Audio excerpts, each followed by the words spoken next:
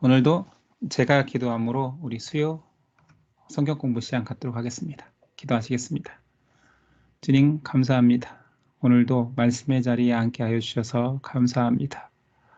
말씀이 살아 생명력 있어 우리의 영과 혼과 관절과 골수를 찔러 쪼개기까지 하며 우리 심령이 변화되는 역사하는 말씀이 될 수 있도록 오늘도 역사하여 주시고 함께하여 주시옵소서. 맡겨오며 예수 그리스도 이름으로 기도드립니다. 아멘.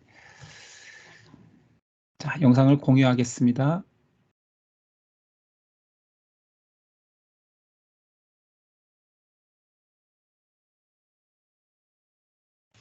네, 잘 보이시죠? 자, 오늘도 칠해굽기 세 번째 강의입니다. 장제목부터 우리가 이제 장제목 8장까지 나갔으니까 다시 한번 점검을 해볼게요. 장제목 오늘도 출애굽기 장제목에서 제일 중요한 것은 모세의 위치입니다. 모세 한 사람이 있으면 1장에서 10장까지의 시트이고요. 이렇게 한 번씩 볼 때마다 점검하는 것이 굉장히 중요하니까 아직 스토리는 다 들어오지 않았지만 모세 두 사람이 출애굽기에 등장을 하면 11장에서 20장까지라는 것을 알고 있죠.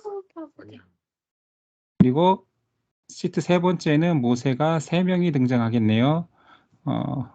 4장 위치에 5장 위치에 10장 위치에 모세 3명이 있으면 21장에서 30장까지입니다. 4명이 등장하면 당연히 31장에서 40장이겠지요. 좀 복잡한 것 같지만 스토리를 알게 되면 이 모세의 위치가 그렇게 어렵지는 않습니다. 6장 위치에 그 다음에 마지막 성전 봉헌하는 10장 위치에 있으면 40장이 되겠습니다. 우리가 1장에서 10장까지 8장까지 했으니 자 우리가 지난 시간 장제목을 한번 점검해 볼게요. 이스라엘 백성이 애굽 땅에서 이제 종이 되어서 이스라엘 백성의 고역이라고 해서 1장입니다. 모세가 출생하지요. 모세의 출생이 2장이죠. 그리고 모세가 미디안 광야에서 하나님을 만납니다. 떨기나무 가운데에서 만나는 하나님의 음성, 그냥 모세의 소명장 이렇게 외우면 되죠. 4장은 모세에게 확신을 주시기 위해서 지팡이가 뱀이 되게 했던 모세의 지팡이가 4장입니다. 그리고 바로 앞에 선 모세가 바로에게 외치죠. 내 백성을 보내라가 5장이죠.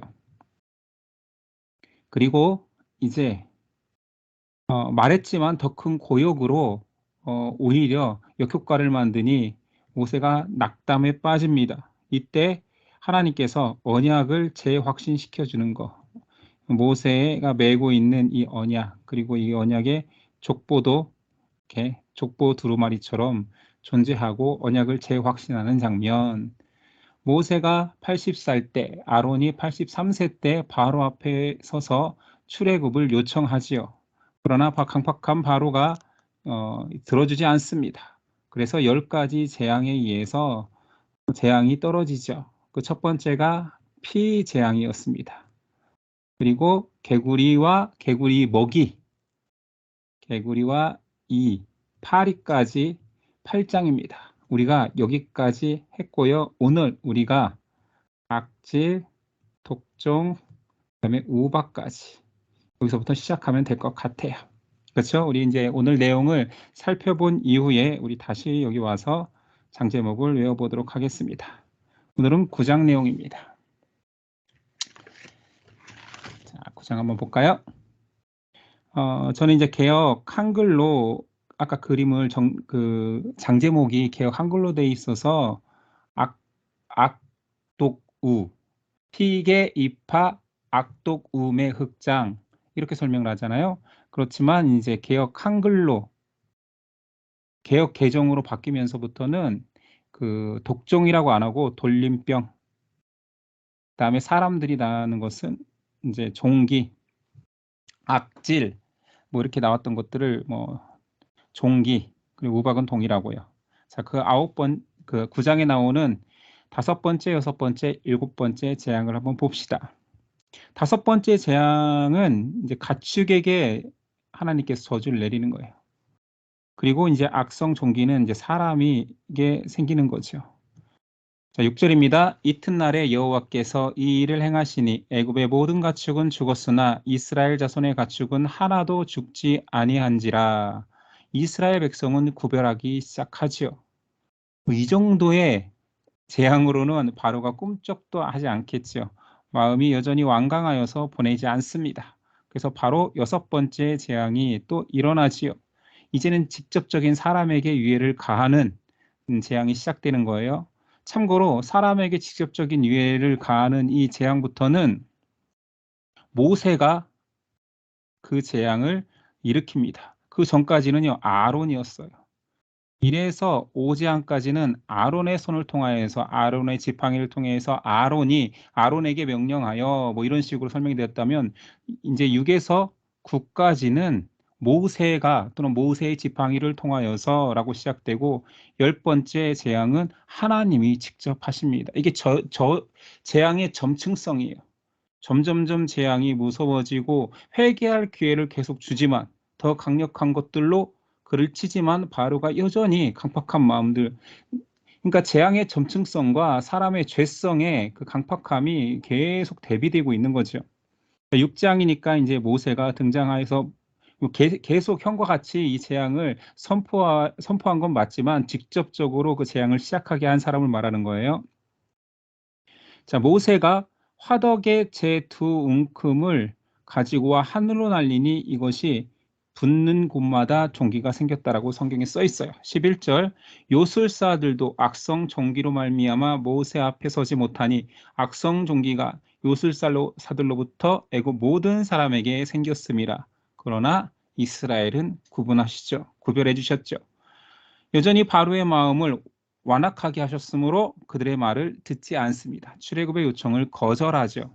그래서 7번째 재앙까지 이루어집니다. 우박이죠. 피계, 이파, 악독, 우입니다. 16절 내가 너를 세웠음은 나의 능력을 내게 보이고 내 이름이 온 천하에 전파되게 하려 하였음이니라. 자, 여기서 특별한 좀 어록이 하나 나오니 하나님의 이름이 이런 모든 재앙을 통해서 하나님의 이름이 온 천하에 전파되게 하려는 목적도 있다라고 이제 우박 재앙을 하면서 선포했거든요. 그래서 이 말씀이 과연 어디서 나왔을까 했을 때 이제 암기 팁으로 주는 것은 온 천하의 우박, 온 천하의 우박 이런 식으로 이제 연상을 하는 거죠. 우리 연상했던 것도 기억나나요? 이는 하나님의 권능이니이다. 무슨 재앙이었죠? 이 재앙이었죠. 여기서는 좀 이제 언어 유희가 사용된 거죠. 이는 이것은인데 이로 그냥 우리가 바꾸어서 또 우리가 파리 재앙에서 떠올렸던 것은 그 바로의 제안 속에 이 땅에서 제사 드리면 안 되겠느냐? 이 땅에서 너희 하나님께 제사 드려라. 이 땅은 프랑스 파리 재앙 때 바로가 제안했다라는 거.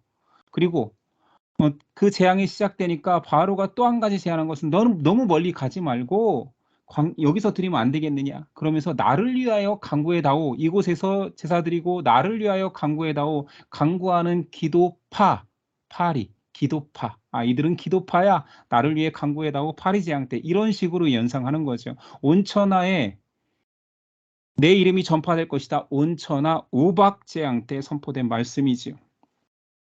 다 기억나죠? 자, 바로의 신하들도 종과 가축을 집으로 피하게 이건 이제 선포했으니까 먼저 경고를 한 거죠. 경고하고 재앙이 일어나는 경우가 있어요. 경고 없이 재앙은 지금 이거 7번째 재앙이잖아요. 여기 경고가 있는데 성경을 차근차근 이거 다 끝나고 뭐 한 번에 마무리해 보겠지만 369 우리 369 게임 알죠? 369에서는 박수를 치면 안 되잖아요. 369에서는 경고가 없습니다. 369 재앙에서만 3번째, 6번째, 9번째 재앙에서는 경고 없이 바로 하나님의 선포들이 이루어지는데 나머지는 경고하고 그래도 이 재앙이 오겠는데도 이스라엘을 내보내지 않겠느냐라고 경고 이후에 바로가 말을 듣지 않아서 재앙이 일어나지는 상황인 거고 369에서는 그런 경고 없이 바로 재앙이. 이거 성경의 기록상에 성경 그대로 설명한 거예요. 자, 24절부터 한번 읽어볼게요. 우박이 내림과 불덩이가 우박에 섞여 내림이 심히 맹렬하니 나라가 생긴 그때로부터 애굽 온 땅에는 그와 같은 일이 없었더라. 우박이 애굽 온 땅에서 사람과 짐승을 막론하고 밭에 있는 모든 것을 쳤으며 우박이 또 밭의 모든 채소를 치고 들의 모든 나무를 꺾었으되 이스라엘 자손들이 있는 그곳 고센 땅에는 우박이 없었더라. 오지양부터는 계속 하나님께서 이스라엘 백성이 사는 고센 땅은 구별하고 있습니다. 여기서 보니까 우박을 통해서 손상받은 것들은 사람도 다쳤던 거죠. 죽을 수도 있었겠고요. 짐승, 막론하고 밭의 모든 채소까지도. 성경에 읽어보면 지금 싹이 올라온 삼과 보리가 상하였다라고 표현되어 있고 이런 말도 있지요. 밀과 쌀보리는 아직 싹이 나지 않아서 상하지 않았더라. 그러나 다음 재앙 메뚜기입니다. 메뚜기가 이 모든 것들을 다 말려버리죠. 자, 고센 땅에는 우박이 없었죠. 계속 구별하고 있어요. 27절 바로가 사람을 보내어 모세와 아론을 불러 그들에게 이르되 이번은 내가 범죄하였노라. 여호와는 의로우시고 나와 나의 백성은 악하도다. 좀 특별한 고백이죠. 강팍하였고 완악한 바로가 이런 고백을 하는 거예요. 내가 이번에는 범죄하였다. 내가 악하다. 그래서 내가 이걸 쉽게 연상하기 위해서 우발적 범죄를 우리 그냥 줄여서 말하는 거예요. 내가 우범했다. 왜 우범이라고 말도 안 되는 말로 줄인지 알겠죠? 우박을 강조하기 위해서. 내가 범죄했다. 내가 우발적 범죄했다. 우범했다. 내가 우발적이었어요. 말하는 이제 바로의 모습을 연상하면서 우박 범죄 때, 이 우박 재앙 때 그제서야 얘가 지금 자기의 죄를 깨닫고 있구나. 내가 범죄하였다. 나와 내 백성이 악하다라고 고백한 부분이 바로 우박 재앙이라는 것을 연상할 수 있습니다. 자, 10장 가겠습니다. 10장은 메뚜기와 흑암 재앙이죠. 자, 메뚜기 재앙. 메뚜기 재앙이 있기 전에 이것도 이제 369가 아니니까 369에는 경고가 없다고 했잖아요. 자, 경고가 있습니다. 경고하러 온 거예요. 메뚜기 재앙을 내리겠다고 경고하니 바로 신하들이 바로에게 간청합니다. 7절 바로의 신하들이 그에게 말하되 어느 때까지 이 사람이 우리의 함정이 되리이까 그 사람들을 보내어 그들의 하나님 여호와를 섬기게 하소서. 왕은 아직도 애굽이 망한 줄을 알지 못하시나이까. 자, 이것도 굉장히 말이 안 되는 걸로 여러분들 연상시키게 할게요.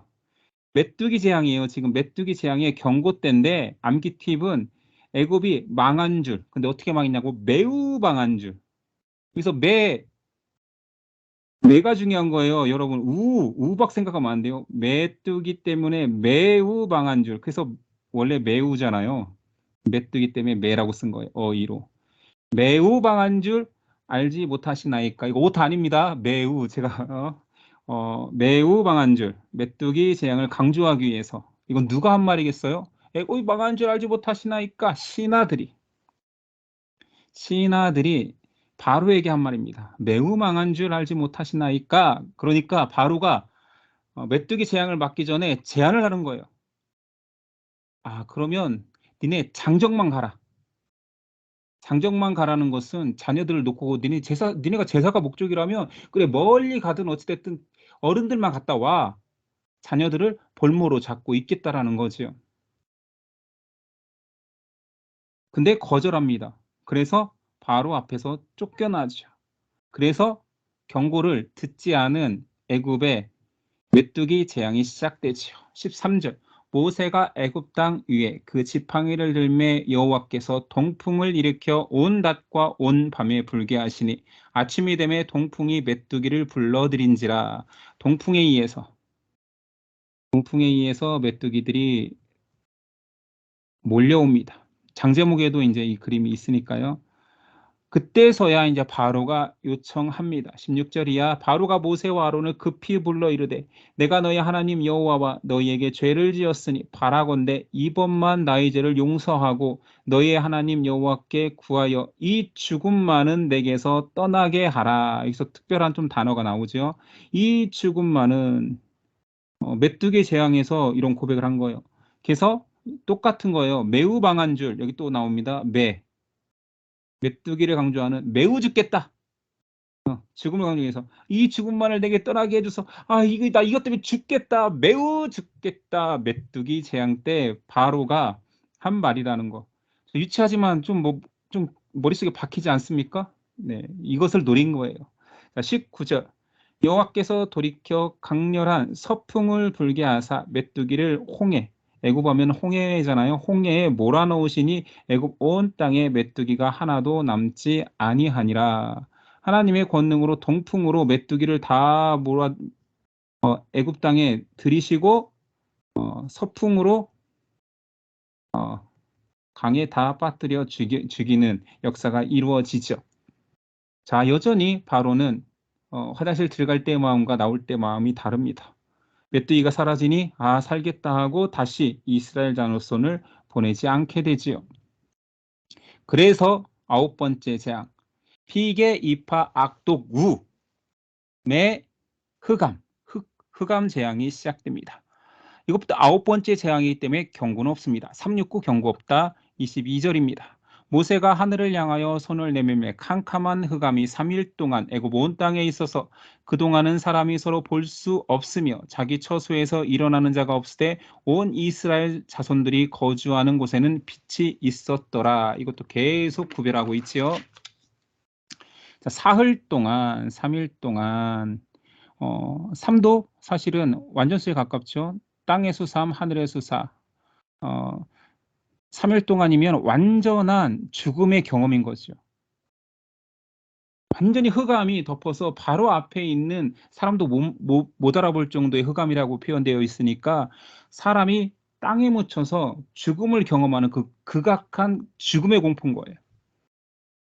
이때 또 바로가 제안하는 것은 그래 아까는 장정만 가라고 했지 이제는 너희 어린 것들도 가되 너희 소와 염소 제사는 놓고 가 이런 거예요. 그럼 이건 무슨 의미일까요? 진짜 놓아주겠다라는 걸까요? 그게 아니죠. 소와 염소 뭐 이런 재산을 가축을 놓고 가라는 것은 멀리 못 가 뭐 굶어 죽든지 우리가 언제든지 너희를 다시 침략하여서 종으로 부릴 수 있겠다라는 생각을 가지고 있는 거겠죠. 그래서 흑암 재앙에서 이 바로의 제안을 기억하기 위한 암기팀은 가축 두고 태양 같은 자녀만 데려가라. 자녀만 데려가라고 제안하잖아요. 근데 여기서 중요한 것은 뭐 같은? 태양 같은. 흑암 재앙에서 나온 가축은 두고 해 같은 자녀들만 태양 같은 자녀들만 데려가. 바로가 한 말이겠지요. 가축은 두고 태양 같은 자녀만 데려가라. 이것을 떠올리면 이거 흑암 재앙에서 바로가 제안한 것이구나. 바로 거절하자 저주하면서 이게 9번째 재앙이라는 것을 기억하시고 10번째 재앙은 모세가 선포하지 않습니다. 하나님이 하시기 때문에 더 이상 볼 일이 없어요, 모세도. 근데 알아서 바로가 28절. 바로가 모세에게 이르되 너는 나를 떠나가고 스스로 삼가 다시 내 얼굴을 보지 말라. 내가 내 얼굴을 보는 날에는 죽으리라 라고 했는데 뭐 볼 일 없습니다. 10번째 재앙은 하나님이 선포하시니까요. 자, 여기까지가 흑암 재앙이었고요. 자, 11장에 바로 장자의 죽음이 이루어지는 게 아니라 긴 예고 선포가 이루어지죠. 한번 볼까요? 11장 장자의 죽음 예고입니다. 먼저 하나님께서 예고를 이건 좀 직접 정도가 아니라 정말 수많은 사람들의 재앙의 제물이 되기 때문에 하나님께서 예고하시는 말씀이 길게 기록되어 있습니다. 그래서 11장 장제목은 장자 죽음 예고입니다. 2, 3절 백성에게 말하여 사람들에게 각각 이웃들에게 은금 패물을 구하게 하라 하시더니 여호와께서 그 백성으로 애굽 사람의 은혜를 받게 하셨고 또 그 사람 모세는 애굽 땅에 있는 바로의 신하와 백성의 눈에 아주 위대하게 보였더라. 기억나시죠? 바로에게 신처럼. 창세기 15장 횃불 언약이 여기서 또 떠올라야 되는 거예요. 왜 그러냐면 은금 패물을 달라고 해라. 니네가 지금 종이고 니네가 힘이 없고 그들은 병사도 있고 니네를 학대하던 주인일지 모르지만 이제 9번의 재앙으로 인해서 상황이 뒤바뀌었다. 이제 당당하게 너희가 취할 수 있는 것들을 달라 해라. 폐물을 구하게 해라. 모세를 통하여서 이스라엘 백성에게 선포하게 한 거예요. 너희는 당당하게 애굽 주인에게 애굽 이웃들에게 너희가 필요한 폐물들을 달라고 요청하고 다녀라. 이런 표현입니다. 이것은 횃불 언약에서 이야기했던 400년 4대 동안 너희가 고난을 당할겠지만 나올 때에는 큰 재물을 이끌고 나오리라는 예언의 성취의 말씀인 거죠. 5, 6절 애굽 온 땅에 전무후무한 큰 부르짖음이 있으리라. 그러나 이스라엘 자손에게는 사람에게나 짐승에게나 개 한 마리도 그 혀를 움직이지 아니하리니 여호와께서 애굽 사람과 이스라엘 사이를 구별하는 줄을 너희가 알라 하셨으니. 그러면서 장자 죽음에 대한 유월절 규례와 유월절 장자 죽음 이야기가 등장합니다. 자, 먼저 유월절에는 이런 일들을 너희가 지켜야 살 수 있다라는 유월절 규례를 이스라엘 백성에게 하나님께서 주십니다. 유월절 규례 첫 번째는 날을 정해야겠죠. 이 날 내가 크고 무서운 재앙을 내릴 거야. 그리고 너희는 그 날을 이스라엘의 첫 번째 달로 정해라. 이 당시에 애굽은 7월이었습니다. 애굽 월로 7월이었어요. 근데 이스라엘 사람들에게 첫 번째 유월절 규례로 1번이 해의 첫 달을 이제 정해라. 너희는 유월절을 통하여서 해방되는 이 달을 첫 달 아비벌로 삼어라. 1월로 삼어라. 그래서 이때부터는 이제 유대력에 의해서 1월이 표기되는 거예요. 1월 열흘 날 너희는 이 규례를 지켜라 라고 이제 하나님께서 규례를 주신 거죠. 그럼 규례의 내용은 뭐냐?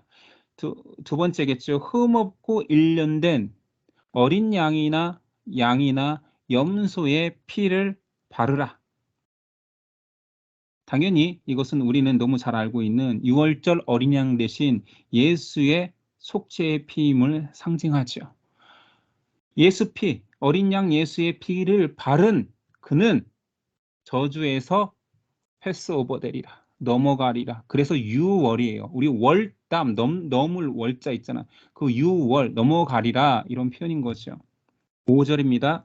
너희 어린 양은 흠 없고 1년 된 수컷으로 하되 양이나 염소 중에서 취하고 이달 열 나흔 날까지 간직하였다가 해질 때 이스라엘 회중이 그 양을 잡고 그 피를 양을 먹을 집 좌우 문설주와 임방에 바르고.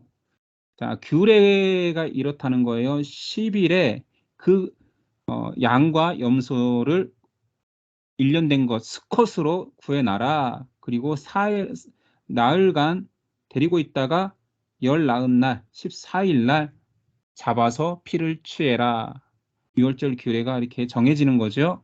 세 번째는 너희는 그 잡은 양이나 염소의 고기를 먹되 다음 날까지 아침까지 남겨두지 말며 아침까지 남은 것은 곧 불사르라. 여기서 먹으라는 세 가지가 나오죠. 희생의 고기, 무교병, 그리고 쓴나물을 먹으라. 고기는 당연히 피의 희생에 어린 양이 피를 희생하지만 너희에게는 양식이 될 것이다라는 걸 상징하는 거고, 무교병은 발효할 시간을 그러니까 이스트를 넣지 말라라는 거예요. 발효할 시간을 갖지 말고 급하게 먹는 음식이라는 거죠. 쓴나물은 이 내용인 거죠. 애굽의 고난을 니네가 망각하지 말고 이 은혜를 허락하신 하나님을 기억하라는, 쓴나물을 먹으면서 고난을 기억하라. 고기를 먹되 뼈를 꺾지 말라. 잘 발라먹고 뼈는 꺾지 말라라고 표현했는데, 이것은 예수님, 신약에 와서 예수님의 십자가에서 그 상징성이 해석이 되는 거죠. 왜 뼈를 꺾지 말라고 했을까? 그것은 단순히 가축이 아니라 예수 그리스도를 상징하는 거고, 그 예표로 양이며 훗날 오실 예수님을 상징하니까, 비교한다면 요한복음 19장 33절에 예수께 이르러서는 이미 죽으신 것을 보고 다리를 꺾지 아니하고, 이제 십자가 형벌에 대한 이해가 있어야 다리를 꺾는, 왜 로마 병정들이 다리를 꺾느냐? 십자가 형벌은 피 흘려서 죽는 형벌이 아니에요. 십자가 형벌은 온몸에 힘이 다 빠져서, 고문인 거죠, 고문. 힘이 다 빠져서 몸이 밑으로 쭉, 모든 몸이 밑으로 처지면 이 처진 몸에 의해서 폐가 막힙니다. 그래서 다리로 숨을 쉬기 위해서 계속 몸을 들어 올리는 거예요. 그러니 다리를 꺾는다는 의미는 더 이상 숨을 쉬지 못하게 질식사하도록 다리를 꺾습니다. 자기가 살기 위해서 본능적으로 살아있는 모든 형벌자들은 다리를 밀어 숨을 쉬는 거예요. 그러니 다리를 꺾지 말. 예수님은 그 전에 돌아가셨기 때문에 로마 병정이 꺾을 필요가 없었지요. 창으로 찔러보니 벌써 죽은 거예요. 반응도 하지 않은 거예요. 그러나 이것은 단순히 예수님이 빨리 돌아가셨다를 말하려고 했던 게 아니라, 이 6월절에 어린 양을 다시 예표했던 것을 성취하시기 위해서 빨리 돌아가셨고, 병사들이 예수님의 무릎뼈를 꺾지 않은 일이 있었던 거죠. 다 6월절에 예언이 성취된 것입니다. 네 번째는 급하게 먹으라. 11절. 너희는 그것을 이렇게 먹을지니 허리에 띠를 띠고 발에 신을 신고 손에 지팡이를 잡고 급히 먹으라. 이것이 여호와의 6월절이니라. 해설을 좀 달아놨어요. 긴박하고 절박했던 당시를 항상 기억하라라는 거죠. 왜 그러냐면 계속 기억하라. 모든 절기도 사실은 은혜를 기억하라라는 거지요. 얼마나 사람이 망각하고, 오늘 은인이었던 사람에 대해서도 내일 원수처럼 대하거나, 원수가 아니더라도 그 은혜를 망각할 수 있는 게 사람임을 알기 때문에 계속 이런 규례는 사람을 위해서 하나님께서 만드신 장치입니다. 기억하라라는 거예요. 기억하라. 자, 6월절의 식탁을 대할 수 있는 사람의 자격은 할례를 받은 자입니다. 이방 사람, 유대인들과 함께 했던 사람 중에 6월절 만찬을 참여하려면 할례를 받고 먹으라. 이것은 신약에 와서도 비슷한 규례로서 계속 이어지죠. 예수님의 성찬, 6월절 식탁과 같은 그 예수님의 은혜를 기억하고 그 은혜에 참여하는, 성찬에 참여하는 사람은 할례가 아니라 지금은 세례죠. 세례 받은 자만 성찬에 참여하는 것과 계속 예수 그리스도가 부각되고 있음을 말하는 겁니다. 5장 6월절 명칭에 대한 유래를 이제 설명하면서 앞에서도 말했듯이 13절 이하입니다. 내가 애굽 땅을 칠 때 그 피가 너희가 사는 집에 있어서 너희를 위하여 표적이 될지라. 내가 피를 볼 때 너희를 넘어가리니. 그래서 6월 넘어간다. 패스오버. 재앙이 너희에게 내려 멸하지 아니하리라. 너희는 이 날을 기념하여 여호와의 절기를 삼아 영원한 규례로 지킬 것이다. 영원한 규례. 그래서 6월절을 지키고 있는 거고, 그 피가 여기서는 어린 양 피죠. 너희를 위하여 표적이 될지라. 자, 문 임방과 설주에 잘 바르면 어떤 집이 있더라도, 자, 그 바른 집에는 저주가 넘어가리라. 이게 6월입니다.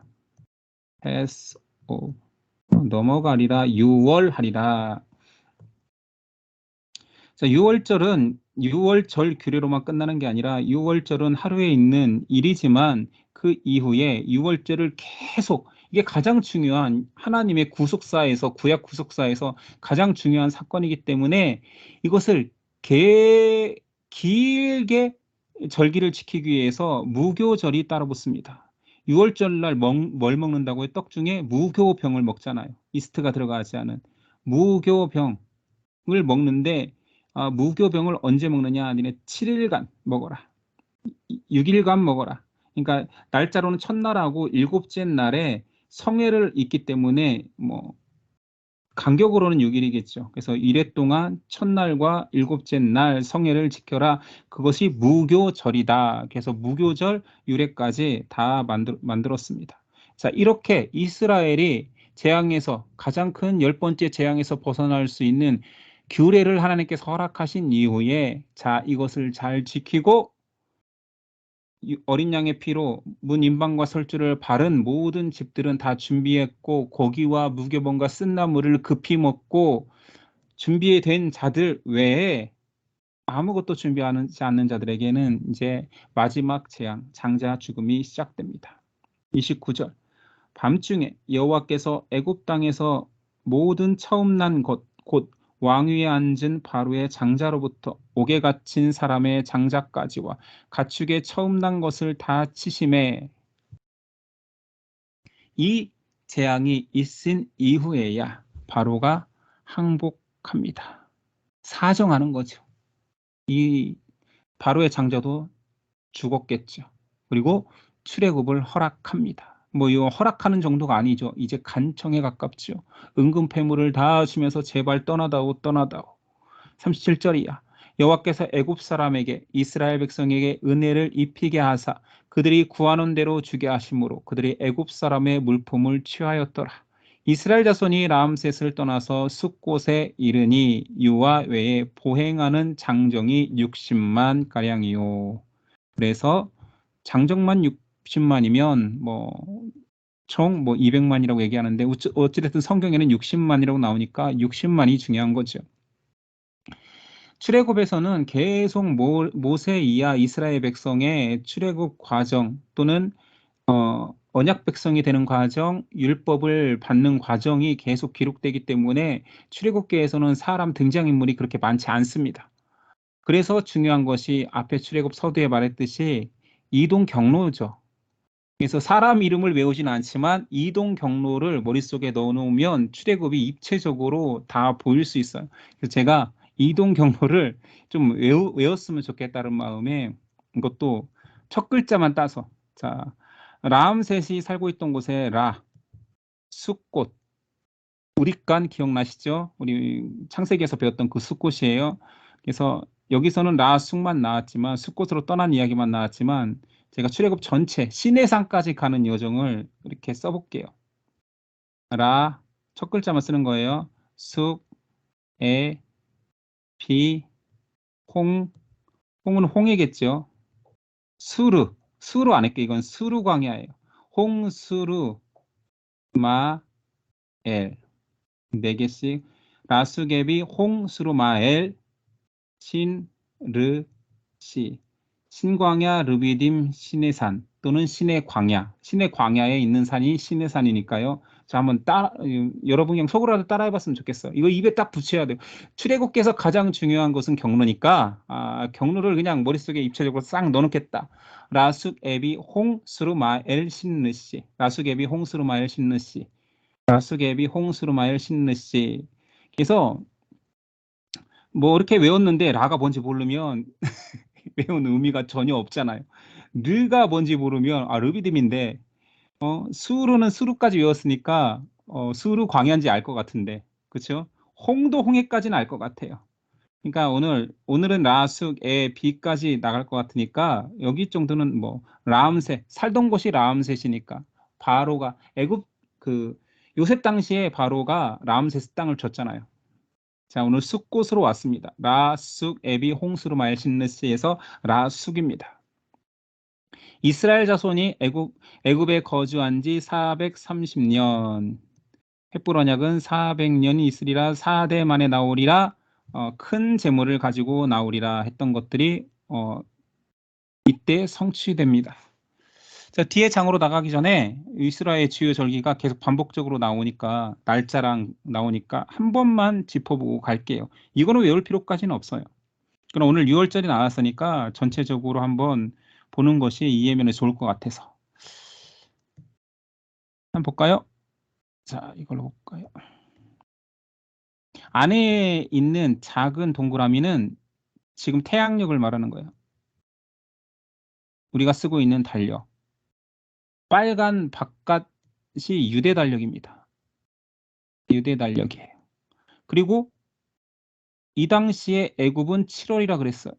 아까 앞에서도 말했지만 그런데 6월절을 기점으로 너희는 이 달을 이 기점을 첫 달로 삼아라 해서 아비벌로 삼았어요. 이 아비비라는 뜻은 푸른 이삭이란 뜻이에요. 푸른 이삭. 그러니까 3월에 적절하죠. 그러니까 이스라엘 사람들한테는 이거 태양력은 나중에 생겼지만 자, 푸른 싹이 올라오는 아비벌이라고 했었는데 이 아비벌이 1월이던 거예요. 푸른 싹이 올라오는 달. 근데 그 아비벌이 1월. 그리고 나중에는 니산월이라고 성경에 나오거든요. 니산월은 말만 바뀐 거예요. 아비벌은 좀 일반적이잖아요. 푸른 이삭이 나오는 달 이랬는데 포로기 이후에 그러니까 성경 보면 성경에 이제 선지자 서들이 쭉 가다 보면 포로기 선지자들이 나올 때는 니산월이라는 말이 나와요. 이 니산월이라는 말은 움직이다 출발하다라는 뜻이에요. 니산이. 그러니까 무슨 의미겠어요? 니산월이 곧 이제 후대에 이스라엘 백성들이 우리 아비벌이라고 하지 말자. 그때 우리가 출발하지 않았느냐. 그래서 우리가 1월을 삼지 않았느냐. 그래서 이동한 날, 이동한 달, 출발한 날, 출발한 달. 그래서 니산월이라고 포로기 이후부터는 성경에도 니산월이라고 나옵니다. 됐죠? 그래서 니산월과 아비벌이 똑같은 달이에요.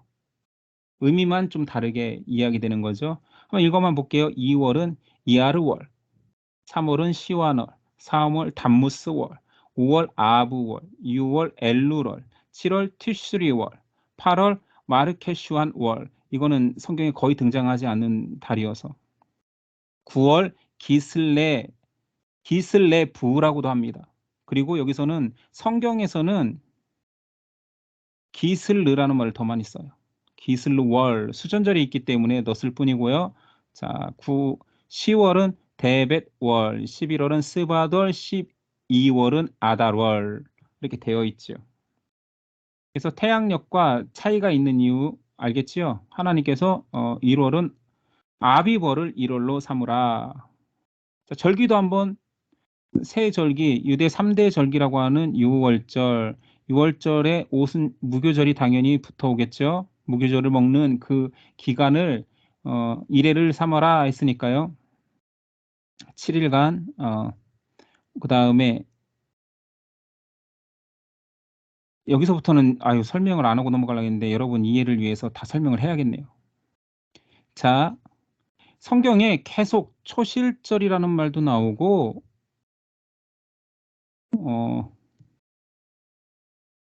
맥추절, 칠칠절, 수장절, 장막절, 초막절 의미를 이해하면 굉장히 쉬워져요. 자, 초실절. 왜 초실이라고 했을까? 열매가 처음 나오는 시기니까 봄이죠, 봄. 봄 1월 아까 말했잖아요. 지금 달력을 생각하면 3월쯤에 초실절을 언제로 삼느냐? 6월절 첫 안식일. 태양력 3월에 6월절이 지난 첫 안식일을 초실절로 잡는 거예요. 이게 왜 중요하냐? 초실절, 6월절 지나고 첫 안식일을 초실절로 삼으면 이게 기준인 거예요. 기준으로 삼아서 7일에 7일씩 7주야. 7주. 7 곱하기 7. 77에 49잖아요. 그래서 50일째 되는 날이 오순절인 거예요.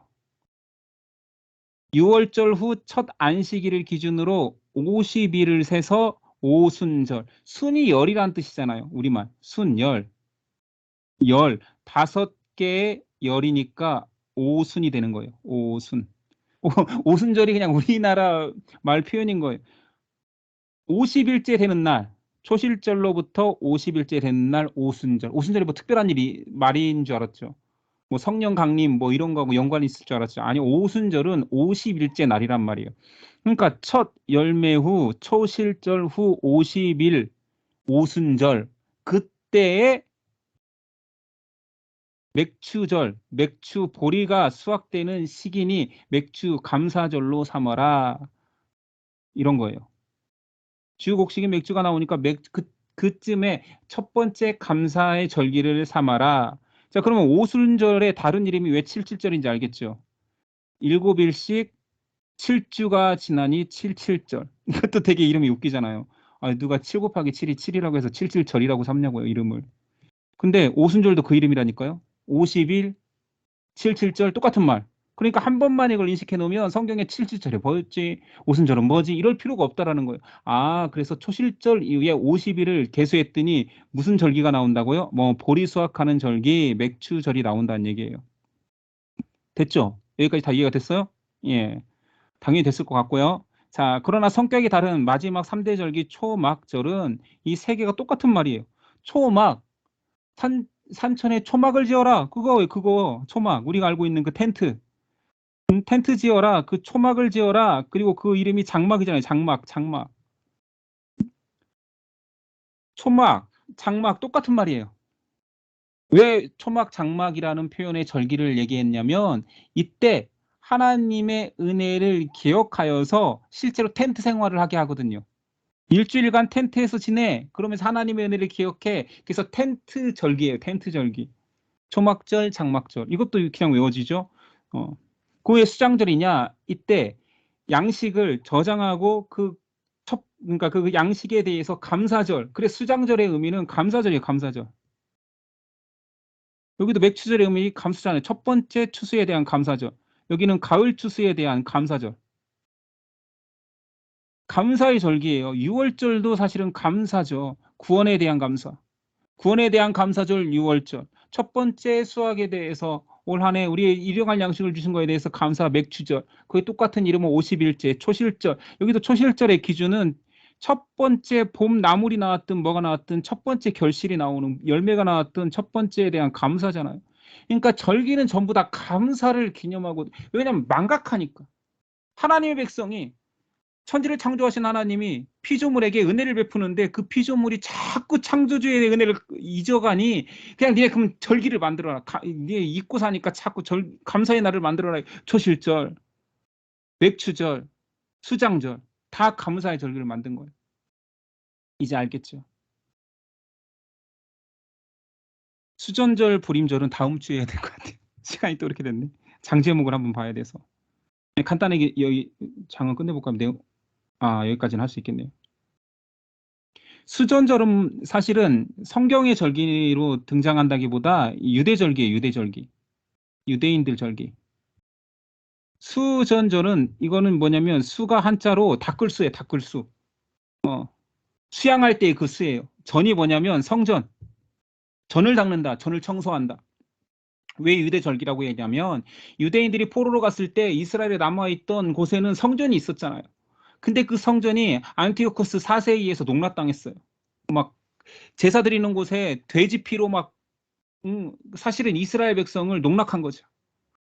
그래서 이스라엘 백성이 다시 포로에서 귀환하기 전이죠. 농락당할 때 유대 마카비라는 굉장히 가문이 유명해요. 그래서 마카비 혁명이라고 돼요. 유대인 역사니까 이건 이제 중간기예요. 신구약 중간기에 나오는 역사인데 예전에 제가 수련회 때 중간기 역사할 때 마카비 그 사람들에 대해서 마카비 혁명에 대해서 많이 설명했는데 유대 마카비가 이 농락당하는 성전 정말 이방의 제물로 완전히 성전이 더러워진 성전을 마카비가 혁명을 일으켜서 수복을 해요. 성전을 그래서 청소해요. 그래서 수전이에요. 성전을 청소한다. 그래서 성전을 봉헌한다. 깨끗하게 다시 봉헌했다. 새로 지었다라는 게 아니라 깨끗하게 정결하게 만들어서 이제 이방인들의 손에서 벗어났다 해서 이제 수전절이라고 정했고 이 날이 공교롭게도 12월 25일이에요. 성탄절. 성탄절을 유래를 여기서 찾는 사람들도 많아요. 태양의 날 그 로마에 와서 후대에 기독교를 공인하면서 태양신 라에나를 성탄절로 만든 것도 맞지만 사실 그 전에 유대 마카비 혁명에 의해서 수전절을 성탄절의 유래로 봐서 있잖아. 이렇게 우리 성전에 그 대림절 성탄절을 기다리면서 한 주 한 주씩 이렇게 촛불 켜잖아요. 우리 교회 그렇지 않지만 요즘은 촛불 안 하고 등을 하나씩 켜나가잖아요. 이것이 수전절 유대 8일 동안 하나씩 하나씩 불을 켜는 거기서 유래된 거예요. 자, 시간 없는데 제가 막 나가네요. 자, 불임절까지. 불임절은 성경에 나오니까. 유대, 불임이라는 말은 또 유대어예요. 제비 뽑다라는 말이에요. 불임이 제비 뽑다. 이거는 에스더가 아각 사람 하만에 의해서 이스라엘 백성, 그 포로로 온 이스라엘 백성이 모함받아 다 죽이려고 하는 모함을 하만이 저지르면서 이스라엘 백성을 죽일 날을 제비 뽑아요. 무슨 날 죽여야겠다라고 제비 뽑으면 거기서 유래된 거예요. 그런데 하나님의 보호하사 에스더를 통하여서 이스라엘을 구원하잖아요. 그 하만의 모략에서 벗어나잖아요. 그때 생긴 절기가 불임절이에요. 그러니까 제비 뽑는 날, 이름이 그런 거예요. 불임절. 그 내용이 에스더 여기 나오죠. 자, 에스더 9장 18, 19절. 수산에 사는 유다인들이 13일과 14일에 모였고 15일에 쉬며 이 날에 잔치, 이게 불임절이 유린 거예요. 불임절. 즐긴지라 그러므로 시골의 유다인 곧 성이 없는 골골에 사는 자들이 아달월 14일을 명절로 삼아 잔치를 베푸고 즐기며 서로 예물을 주더라. 구원받은 날에 대한 감사로서 불임절을 기억했던 거죠. 오늘 여기까지. 자, 장제목 빨리 하고 여러분들 성경 퀴즈도 해봐야 되는데 오늘은 제가 강의를 좀 길게 하는 바람에 자, 장제목으로 다시 가서 오늘 거 많이 나가진 않았지만 그래도 살펴는 봐야죠. 자, 9장에서 동물에게 악질, 그다음에 사람에게 독종 또는 종기, 그리고 우박 재앙이 있었다라는 거. 그리고 10장에서 이게 메뚜기죠. 메뚜기. 동풍이 불어서 메뚜기. 장제목에 그림은 없네요. 그리고 서풍이 불어서 나일강에 빠지게 했고, 그리고 흑암까지, 흑암 재앙까지 이 10장에 있다라는 거. 자, 장제목 두 번째 시트에서는 모세 이 15장이 나와요. 모세 스토리를 알아야 왜 여기에 모세가 있는지. 뭐 유추는 충분히 되지만. 그래서 11장에 바로 6월절이 있었던 게 아니라 장자 죽음 예고. 그렇죠? 있었고 그다음에 12장에 6월절 규례를 먼저 주시고 그래야 이스라엘 백성이 그걸 지키고 재앙에서 벗어날 수 있으니까. 그런 이후에 실제로 6월절이 있었습니다. 그게 1월 14일이죠. 어린 양을 준비하는 1월 10일에 준비해서 14일 날 이루어진 사건. 그게 6월절. 그리고 이제 구름기둥과 불기둥으로 인도하는 것은 다음 장이니까 오늘 여기까지 했네요. 자, 여기까지 했고요. 자, 다시 또 여러분들에게 얼마나 주입이 잘 되었는지 확인해 보기 위해서 여러분을 만나야죠. 자, 공개를 중지해보고. 제목이 형제 반갑습니다. 예, 반갑습니다. 예. 자, 오늘 내용 중에 여러분들이 바로가 한 내용들을 제가 한번 질문해 볼게요. 오늘은 다른 뭐 성경 퀴즈는 생략하고 시간이 조금 그러니까 한번 바로의 이야기 제가 연상시켰던 것들로 한번 물어볼 테니까 무슨 재앙인지를 한번 맞춰보세요.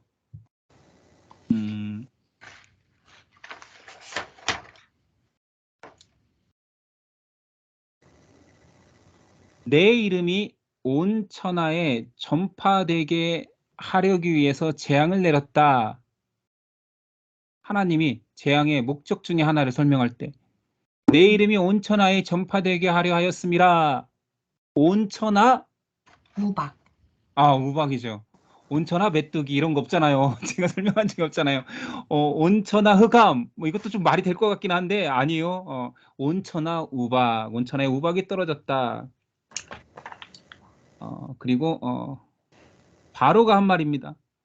이번은 내가 범죄하였노라.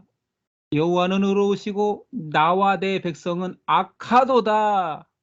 범죄하였다. 어떻게 범죄했다고? 내가 말하면 안 되는데. 우발적으로 범죄했다. 그래서 우범했다. 저는 외웠어요. 우범했다. 이거 누가 한 말이라고요? 바로가 처음으로 범죄를 고백하고 내가 죄인이구나. 내가 너희에게 악하였구나. 라고 말한 게 그 우박 재앙에서 있었던 일이고요. 이건 너무 쉬운데 신하들이 우리가 망한 줄 알지 못하나이까? 라고 말했던 재앙은 메뚜기. 그쵸. 메뚜기 재앙 전에 사실은 간청한 거죠. 이러다 우리 죽습니다. 다 죽습니다. 라고 하면서 또 한마디 한 건 뭐죠? 이제 바로가 했던 말은 매우 죽겠다. 매우 죽겠다. 좋아요. 거기서 메뚜기 할 때 매자에 매우 죽겠다. 이거 이렇게 기억하면 아무래도 잊어버리진 않아요. 이 부분만큼은. 자, 장정만 가라. 이거는 없는데 안기팀. 장정만 가라. 메뚜기. 네, 메뚜기 재앙이었죠. 메뚜기 재앙에서 장정만 가라라고 했는데, 자, 그럼 또 하나 나오겠죠. 양과 소는 놔두고 어린 것들만 데리고 가라. 흑암. 그렇죠. 어떤 어린 거? 태양같이. 태양 같은 어린애들, 자녀들, 태양 같은 자녀들만 데리고 가라라고 했던 거니까 흑암이겠죠. 흑암이겠죠. 장정만은 매우 망한 줄 모르시나이까. 그러니까 그러면 장정만 데리고 가 이렇게 된 거예요. 그 스토리상 매우 망한 줄 모르시나이까 바로 시어 했더니 그래? 그럼 장정만이라도 나가든가 이렇게 된 거죠. 장정도 이제 외운 거예요. 이건 이제 제가 책에는 없지만 이렇게 중간중간 설명해서 말했던 것들 10가지 재앙 중에 경고가 없는 재앙은 369. 좋아요, 좋아요. 잘 들어갔어, 잘 들어갔어. 경고가 없는 것은 369입니다. 그러면 3번, 6번, 9번의 재앙은 이재양, 이재양하고요. 자, 피계이, 이재양, 파악독, 독종. 우매흑. 이게 이파, 악독, 우매흑장이니까요. 아무튼 뭐 이걸 외우면 다 기억하겠죠. 좋아요, 좋아. 혹시 이거 기억나나요? 아론을 통해서 선포된 재앙은 몇 번째에서 몇 번째까지? 1번부터 5번. 오, 좋아요, 좋아. 이건 굉장히 수준 높은 건데 이거는 성경을 읽는다고 찾아지는 게 아니에요. 공부해야지 찾아지는 거지. 모세를 통해 선포된 재앙은 6번부터 6번부터 10번. 9번. 그렇죠. 10번째 재앙은 정확히 하나님이 계속 나옵니다. 하나님을 통해서 이루어졌었죠. 좋아요. 오늘 이 정도 했으면 여러분들 굉장히 많이 인식하고 있는 것 같아요. 그럼 3대 절기만 해볼까요? 3대 절기는 6월절, 소막절, 소막절, 또 하나 보다. 태양절. 순서대로 하는 게 좋겠죠. 1월, 3월, 7월이니까 6월절, 6월절을 기점으로 첫 번째 안식일이 초실절이니까 초실절부터 50번째 날이 외추절. 그래서 이름이 오순절, 칠칠절. 그리고 가을에 초막에서 지내라, 장막에서 지내라, 장막절, 초막절. 그리고 음식을 거두어라, 간직해라, 수장해라, 수장절, 감사절기죠. 그렇게 이스라엘 3대 절기까지 다 했습니다. 여러분들 오늘 굉장히 많은 내용들을 했어요. 그러니까 여러분들이 이 내용들을 기억할 수만 있다면 아마 성경이 정말로 입체적으로 잘 보일 수 있죠. 그럼 장제목을 지금 책을 보지 마시고 장제목만 제가 오늘 한번 연상해 볼게요. 모세가 첫 번째 시트에서 모세의 위치가 있는 장은 5장. 그렇죠. 5장 장제목은 내 백성을 보내라. 모세 등에 써 있는 거예요. 그죠? 뒤통수에 써 있잖아요. 그림상으로는 내 백성을 보내라. 자, 그러면 피재앙은 몇 장? 4장. 아니, 피게. 6장. 5장? 그림을 떠올려 볼게요. 제가 바로 설명 않고. 7장. 그렇죠. 내 백성을 보내라는 5장이지만 바로가 앉아 있는 곳은 7장이고 바로 옆에 피 단지가 있잖아요. 네. 그렇죠. 바로 옆에 피 단지가 피.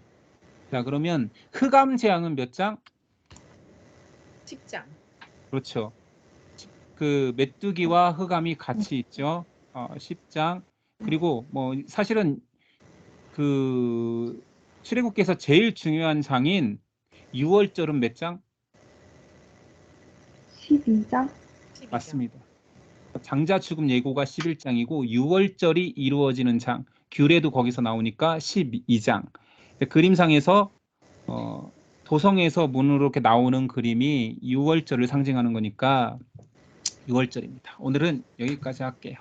여러분들 힘들죠? 이 시간까지 같이 하려니까.